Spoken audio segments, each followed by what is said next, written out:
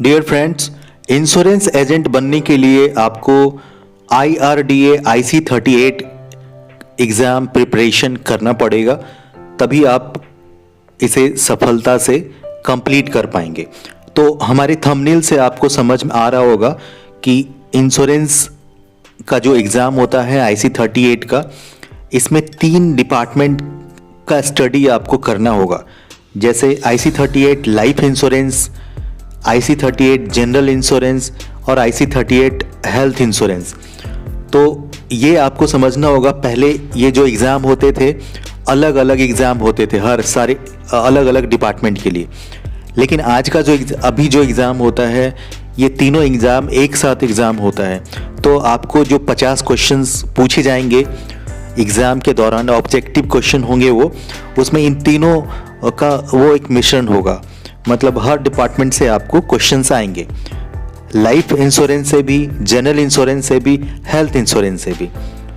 तो आज हमारा जो ये वीडियो बनाया जा रहा है, इसमें हर तरह का क्वेश्चन आपको यहाँ पे दिखेगा। हमारे कुछ ज़रूरी कुछ सुझाव होंगे आपके लिए, वो भी हम आपको देंगे। तरीके बताएंगे कैसे एग्ज़ाम को फर्स्ट अटेम्प्ट में ही क्लियर किया जा सकता है, और निर्देश भी बताएंगे, और ये आपको बहुत आसान लगे। एग्ज़ाम के टाइम टेबल के बारे में समझते हैं। नंबर ऑफ क्वेश्चन 50 होंगे, 50 ऑब्जेक्टिव टाइप क्वेश्चन होंगे। क्वेश्चन के 4 आंसर होंगे, ABCD। आपको माउस से जस्ट क्लिक करना है एक आंसर पे और आगे बढ़ना है। नेक्स्ट, टोटल मार्क्स भी होंगे 50 के। पासिंग मार्क्स 18 मार्क्स आपको लाना है, तब आप पास करेंगे। अगर आप 17 मार्क्स भी लाते हैं तो आपको 1 मार्क्स ग्रेस मिल जाएगा और आप पास कर जाएंगे। टाइम ड्यूरेशन 1 घंटे का एग्ज़ाम होगा, 60 मिनट का। मोड ऑफ एग्ज़ाम ऑनलाइन होगा, कंप्यूटर बेस्ड द्वारा। तो ये टाइम टेबल रहा।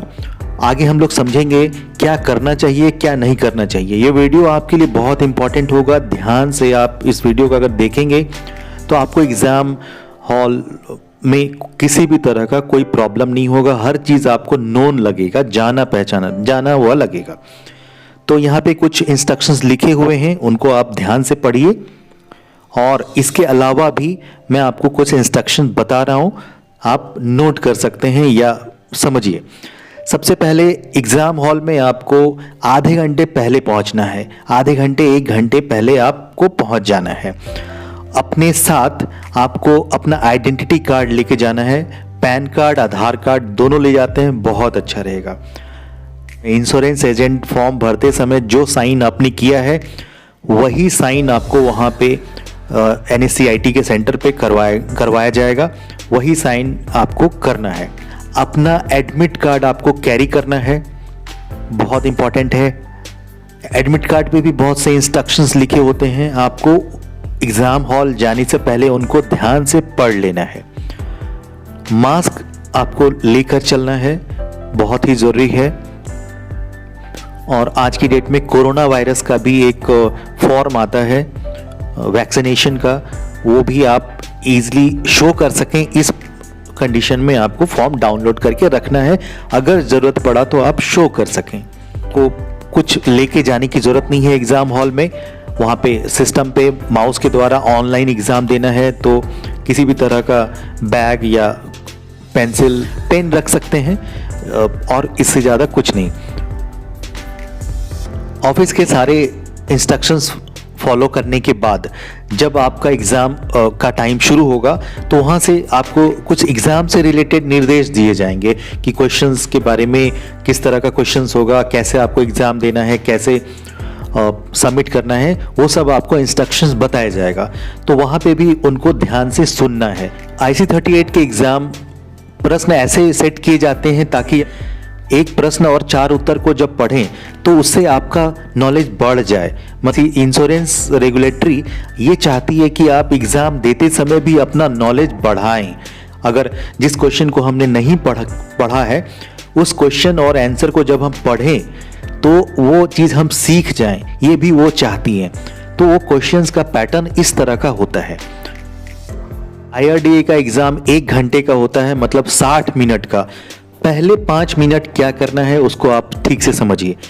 पहले 5 मिनट में आपको सारे क्वेश्चंस का आंसर डी टाइप करना है। पहले क्वेश्चन का आंसर डी सेलेक्ट करिए, दूसरे का डी, तीसरे का डी, सारे क्वेश्चंस का आंसर डी सेलेक्ट करिए और इसमें लगभग 5 मिनट लगेंगे।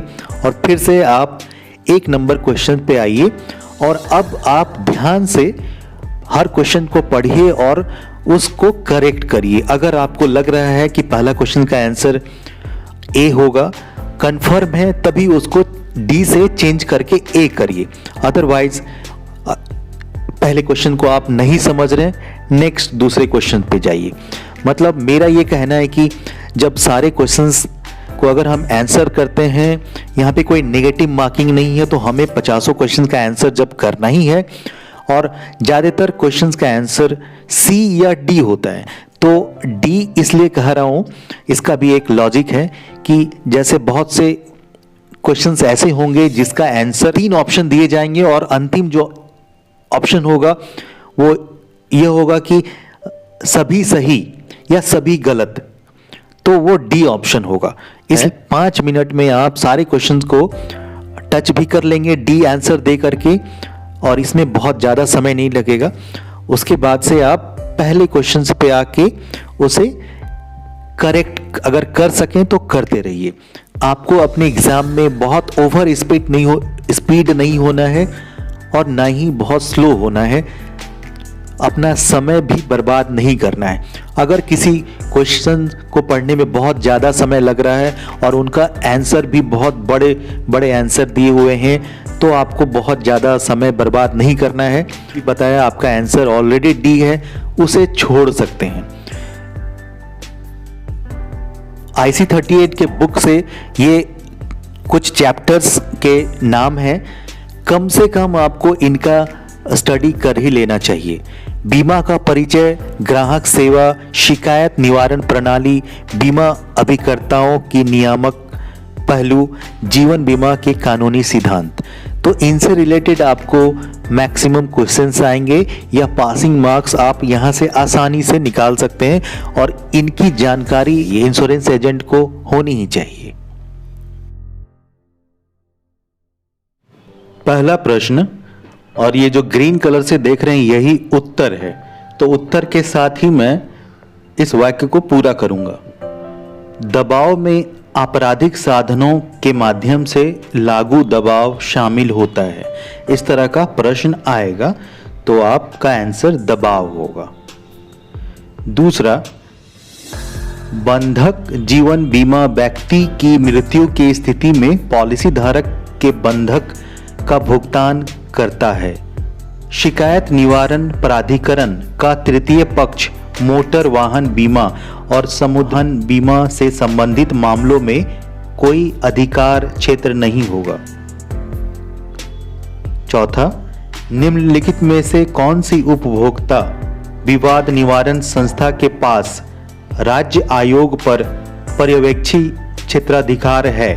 राष्ट्रीय आयोग की जिला आयोग, राज्य आयोग और राष्ट्रीय आयोग, 3 आयोग हैं। से जिला आयोग के पास 20 लाख तक का विवाद सुलझाया जा सकता है। कस्टमर और इंश्योरेंस कंपनी के बीच का 20 लाख से 1 करोड़ तक का राज्य आयोग के पास और 1 करोड़ से ऊपर राष्ट्रीय आयोग के पास विवाद सुलझाया जाता है। अगर राज्य आयोग ने किसी प्रकार का जजमेंट दिया है, राष्ट्रीय आयोग उसे बदल सकती है। यह पर्यवेक्षी क्षेत्रीय क्षेत्राधिकार है राष्ट्रीय आयोग के पास। 5वां, जीवन की उस अवस्था को पहचानिए जब एक व्यक्ति अपनी दीर्घकालिक बचत की सराहना सबसे अधिक करेगा। सेवानिवृत्ति पश्चात। 6ठा, निम्नलिखित में से कौन सा तत्व जीवन बीमा कारोबार का घटक नहीं है? अनुदान। अनुदान जो है ये जीवन बीमा से संबंधित नहीं है और बाकी जो तीनों हैं वो जीवन बीमा से संबंधित है।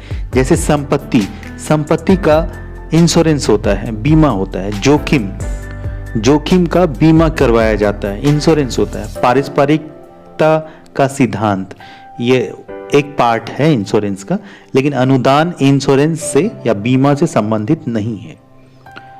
7वां, इनमें से कौन सक्रिय रूप से सुनने का एक तत्व नहीं है? अत्यंत पूर्वाग्रही होना। 8वां, मानव जीवन मूल्य HLV की गणना करते समय जिन 2 घटकों पर विचार किया जाना चाहिए उन्हें पहचानिए। तो आपका उत्तर होगा कमाने वाले व्यक्ति की शुद्ध आय और वार्षिक ब्याज दर। 9वां, एक गैर परंपरागत जीवन बीमा उत्पाद बताइए। परिवर्तनीय जीवन बीमा।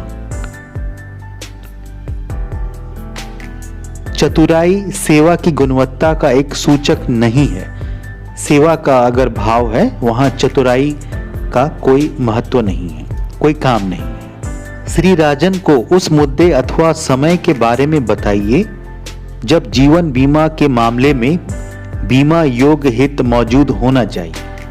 केवल पॉलिसी लेने के समय, मतलब पॉलिसी लेने के समय पर्पस करेक्ट होना चाहिए कि क्यों लिया जा रहा है पॉलिसी, किसको कवर किया जा रहा है और किसको लाभ हो सकता है भविष्य में नॉमिनी के तौर पर। 12वां प्रश्न, मियादी बीमा योजना के संबंध में नीचे दिया गया कौन सा विकल्प सही है? मियादी बीमा एक अकेली पॉलिसी के रूप में और अन्य पॉलिसी के साथ एक राइडर के रूप में भी खरीदा जा सकता है। मियादी जीवन बीमा टर्म इंश्योरेंस को कहते हैं। 13वां प्रश्न, निम्नलिखित में से कौन सा विकल्प बीमा प्रक्रिया को पूर्ण रूप से समझाता है? कुछ लोगों की हानि को कई लोगों द्वारा आपस में बांट लेना, यही बीमा है, यही इंश्योरेंस है। 14वां प्रश्न, निम्नलिखित में से अधिशेष निर्धारित करने का कौन सा एक तरीका है? देयताओं की तुलना में परिसंपत्तियों का मूल्य अधिक होना, ऊंचाई, वजन, रक्तचाप जैसी शारीरिक विशेषताओं से संबंधित विवरण चिकित्सक द्वारा अपनी रिपोर्ट में दर्ज और उल्लेख किया गया होता है, जिसे चिकित्सा परीक्षक का रिपोर्ट कहते हैं। पासपोर्ट मानक आयु प्रमाण का एक उदाहरण है। दावों के वर्गीकरण शीघ्र या गैर शीघ्र के आधार पर बेमेल विकल्प को चुनना है। मियादी बीमा योजना खरीदने के 5.5 वर्ष बाद प्रवीण की मृत्यु हो जाती है। निम्नलिखित कथनों में से कौन सा एक उन सिफारिशों के संबंध में गलत है जिनका अनुसरण करना लोकपाल के लिए आवश्यक होता है? इस तरह की शिकायत प्राप्त होने के 6 महीनों के भीतर सिफारिश की जानी चाहिए। लाभ सहित पॉलिसियों का वर्णन करने के लिए इस्तेमाल किया जाने वाला शब्द बताइए। सहभागी पॉलिसियां। उस परिदृश्य को पहचाने जहां बीमा की जरूरत पर एक बहस की आवश्यकता नहीं है।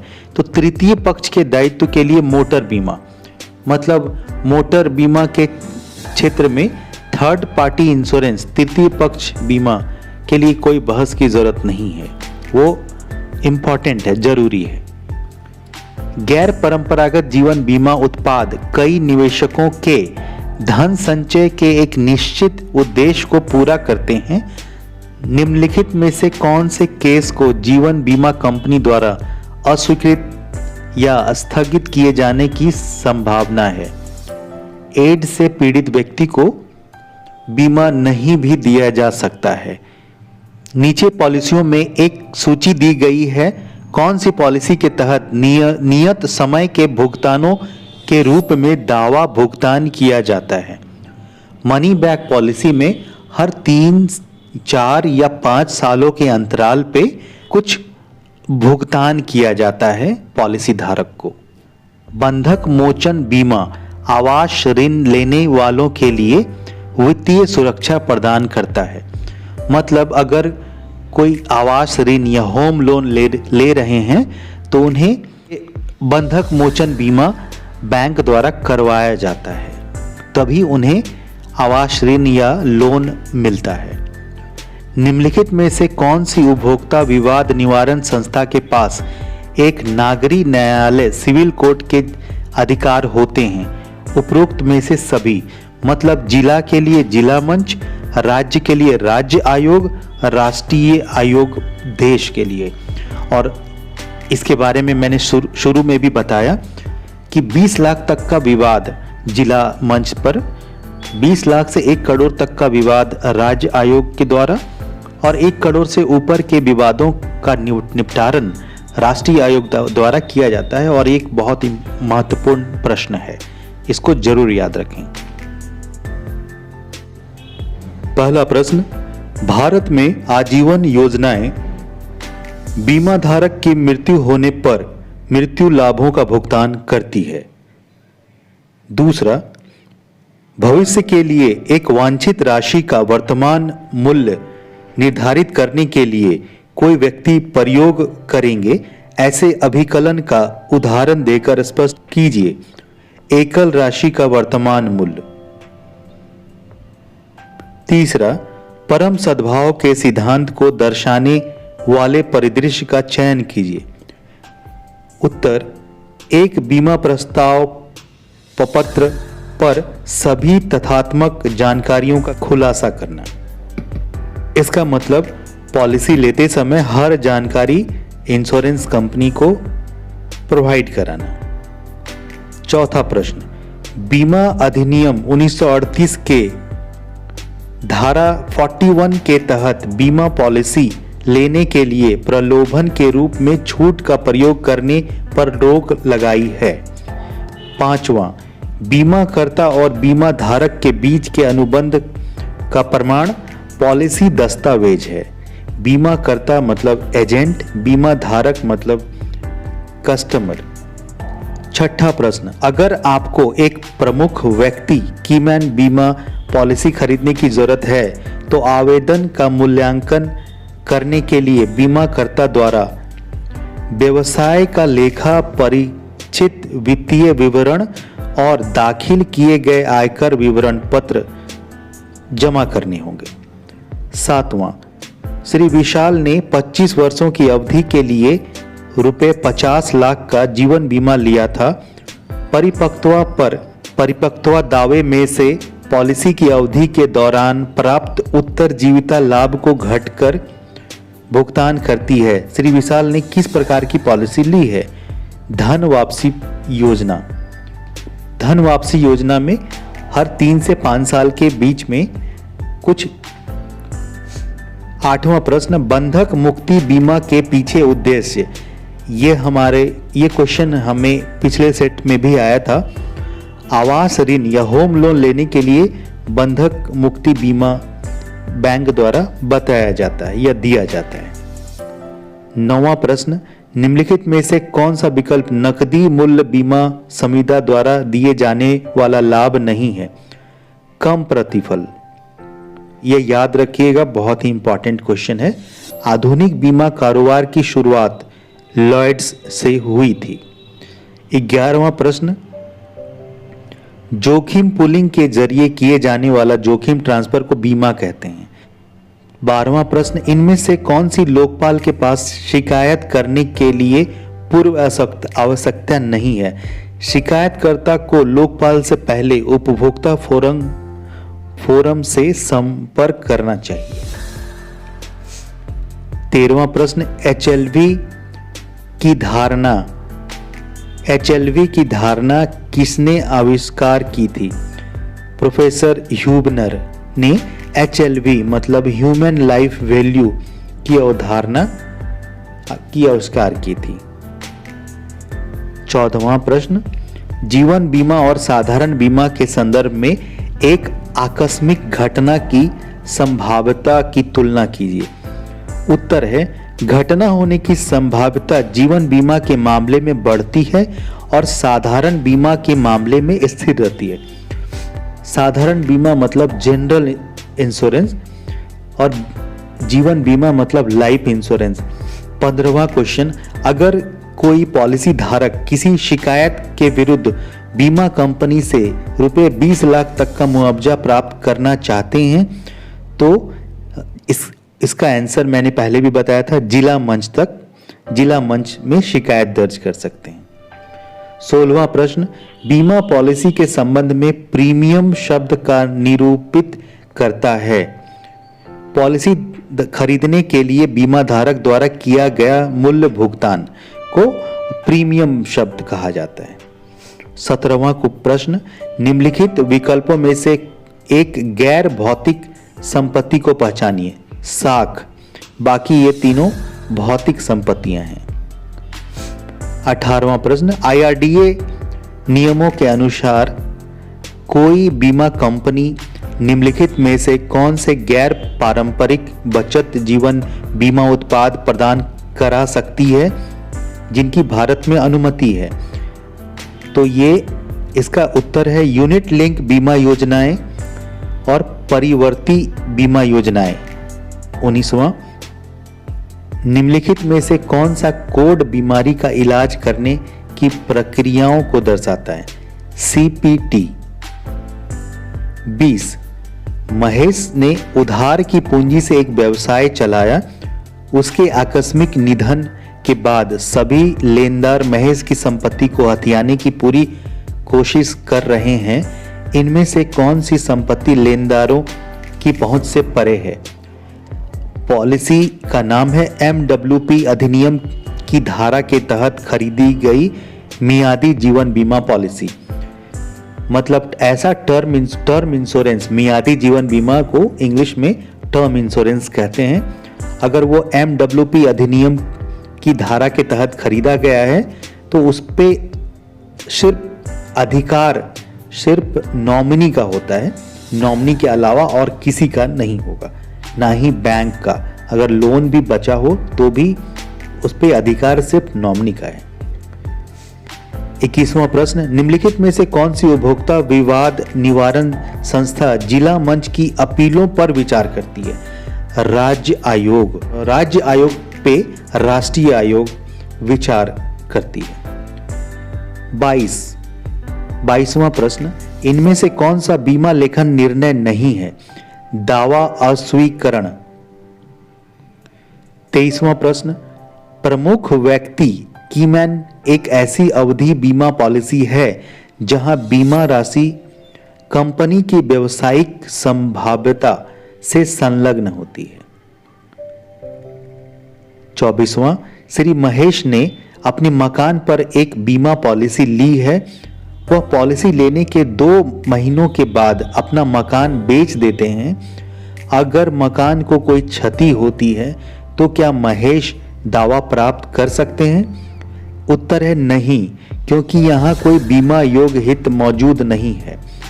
बीमा योग्य हित क्या होता है कि किसी संपत्ति या किसी व्यक्ति को कवर करने के लिए जिसके नहीं होने से नॉमिनी को फिनेंशियल क्षति पहुंचे, इसे बीमा योग्य हित कहते हैं। अगर महेश ने अपना घर बेच दिया है तो उस घर के रहने नहीं रहने से महेश जी को कोई भी फिनेंशियल क्षति नहीं होगी, इसलिए यहां कोई क्लेम नहीं मिलेगा। अपने जीवन बीमा के लिए आपके द्वारा प्रीमियम का भुगतान अधिक होगा। आपकी मृत्यु की स्थिति में लाभार्थी को क्षतिपूर्ति का भुगतान उतना ही अधिक होगा। मतलब जितनी बड़ी प्रीमियम दे करके आप बीमा खरीदेंगे उतना बड़ा कवर नॉमिनी को हमारे जाने के बाद मिलता है। पहला प्रश्न, निम्न में से कौन सा अनुबंध के लिए एक वैध प्रतिफल नहीं है? रिश्वत देकर कोई भी वैध अनुबंध नहीं किया जा सकता या एग्रीमेंट नहीं किया जा सकता। दूसरा, निम्नलिखित संस्थानों में से कौन सी भारत में पूंजी बाजार को नियंत्रित करती है? भारतीय प्रतिभूति एवं विनिमय मंडल SEBI, SEBI, securities and exchange board of India, जो म्यूचुअल फंड शेयर बाजार को नियंत्रित करती है। तीसरा, भारत में जीवन बीमा के राष्ट्रीयकरण के परिणाम स्वरूप निर्मित सार्वजनिक क्षेत्र की जीवन बीमा कंपनी का नाम भारतीय जीवन बीमा निगम LIC, life insurance corporation of India है। फोर्थ, दिशा निर्देशों के अनुसार एक बीमा कंपनी को 15 दिनों के भीतर बीमा प्रस्ताव पर कार्रवाई करनी होती है। पांचवा, निम्नलिखित सभी कथन सभी प्रकार के स्वास्थ्य संबंधी परेशानियों के लिए एक समान स्तर पर स्वास्थ्य सेवा की मूलभूत सुविधाएं प्रदान करना संभव है के सिवाय सही है। इसी प्रश्न को ऐसे समझेंगे कि जो ग्रीन दिख रहा है आंसर, इसके अलावा बाकी सब सही है। फिर से इस क्वेश्चन को पढ़ता हूं। निम्नलिखित सभी कथन प्रत्येक व्यक्ति का स्वास्थ्य स्तर एक दूसरे से भिन्न होता है।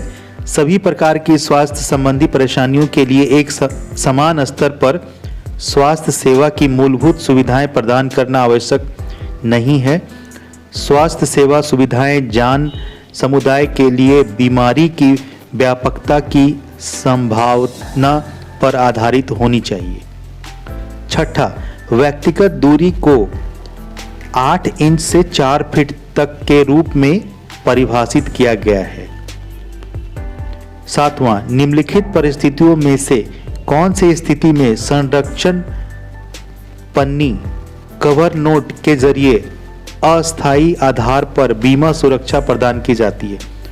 उपरोक्त में से कोई भी। इस प्रश्न का उत्तर ये तीनों हो सकते हैं। जटिल परिस्थितियों के मामलों में जहां एक लंबी समझौता वार्ता शामिल होती है। दूसरा, ऐसी पॉलिसियां जहां वास्तविक दर निर्धारित कर लागू करने हेतु परिसरों का निरीक्षण किया जा रहा है।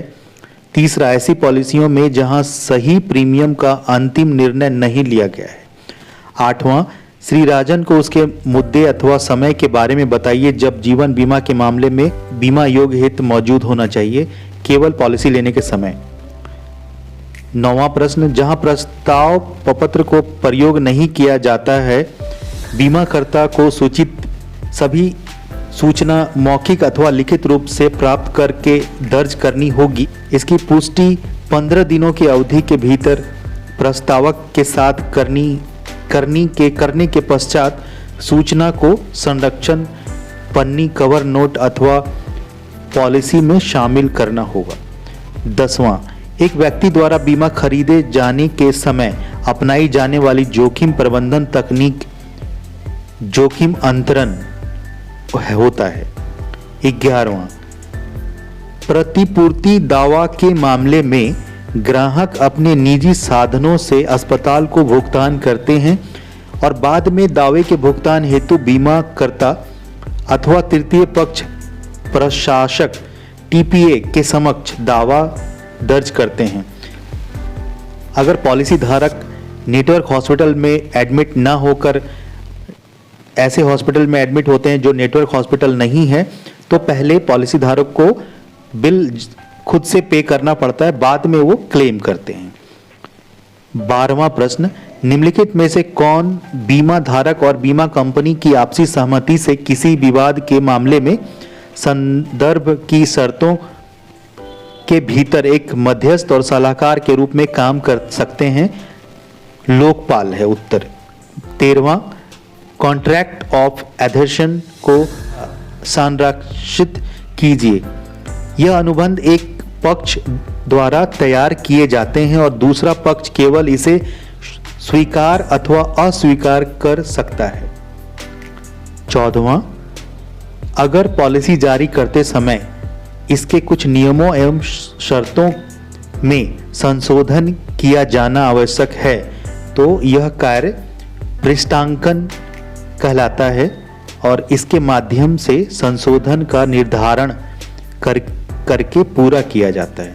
15वां प्रश्न, बीमा कंपनी के बीमा अभिकर्ता के रूप में नियुक्ति की मांग करने वाले आवेदक प्रपत्र में बीमा कंपनी के 1-A के पास एक आवेदन प्रस्तुत करेंगे। 16वां प्रश्न, बीमा के राष्ट्रीयकरण से संबंधित निम्नलिखित सभी कथन उत्तर ग्रीन लाइंस में है कि सिवाय सही है, यानी ग्रीन लाइंस जो आंसर है ये गलत है, तो जो सही आंसर है उनको ध्यान से पढ़ लें। 17वां प्रश्न, सुश्री शाहीन गंतव्य देश में चल रही हिंसा के कारण एक व्यावसायिक यात्रा पर इराक जाने से मना कर देती है। यहाँ अपनाई गई जोखिम प्रबंधन तकनीक की पहचान कीजिए। जोखिम विमुखता। 18वां, गैर मौखिक संवाद सभी मानवीय व्यवहार से बना है। याद रखिएगा, क्वेश्चन इंपॉर्टेंट है। 19, निम्नलिखित विकल्पों में से कौन सा वैध उपभोक्ता शिकायत का आधार बन सकता है? उपभोक्ता द्वारा खरीदे गए सामानों में एक अथवा एक से अधिक दोष हैं। 20वां क्वेश्चन, आप एक बीमा सर्वेक्षक हैं। बीमा कंपनी की ओर से आप बीमा करने से पहले किस संपत्ति का सर्वेक्षण और निरीक्षण करेंगे? दर निर्धारण के प्रयोजनों के लिए जोखिम का मूल्यांकन।